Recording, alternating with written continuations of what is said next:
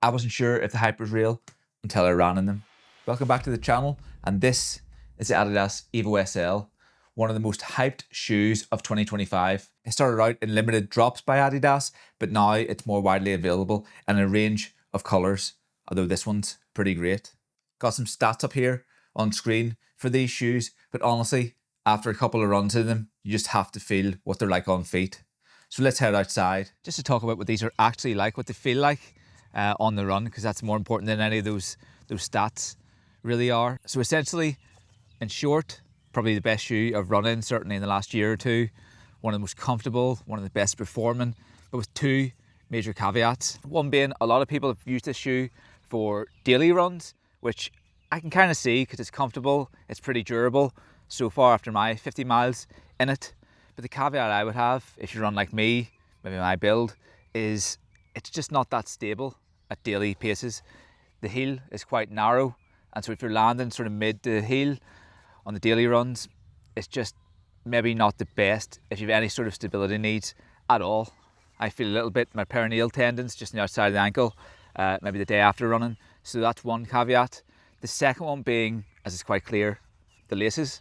I replaced the laces with these kind of shark teeth ones I think I got on Amazon, because the laces that come with them are just pretty poor, and I think that's a common theme with Adidas these days. So definitely replace the laces. But apart from that, if you're landing on this big, wide forefoot area, and for me, someone with wider feet as well, the width across the forefoot is absolutely fantastic.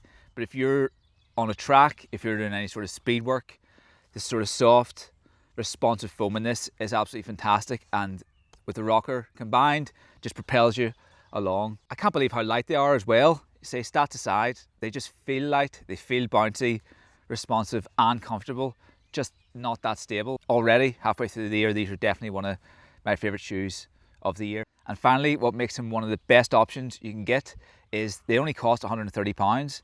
And these days, with this super shoe foam, the closest thing to these shoes, in my opinion, in terms of feel, is the Saucony Speedline, which costs £170. So this is a full £40 cheaper for this shoe. Yes, there's no plate in this shoe, but I think in terms of responsiveness, it's very, very similar. And I think it's a bit of a bargain price for what you get here. Again, if you're very efficient, maybe lighter runner than me, you can use this for daily miles, and with a sort of continental rubber, I think it would last a good amount of time. But for speed work, I use this for speed work, for tempo runs, and it just feels like you're floating along, you're being propelled along with that rocker. So highly, highly recommend this shoe. Again, not to preempt the end of the year video, but this is definitely going to be up there as one of the best shoes there is. You could even race in these. I would do a park run in these if you're looking to go a bit faster, as long as it was tarmac. I wouldn't necessarily take this on grass. Again, the grip, while it's good continental grip, there's not much in the way of anything that would help you on trails or grass there. So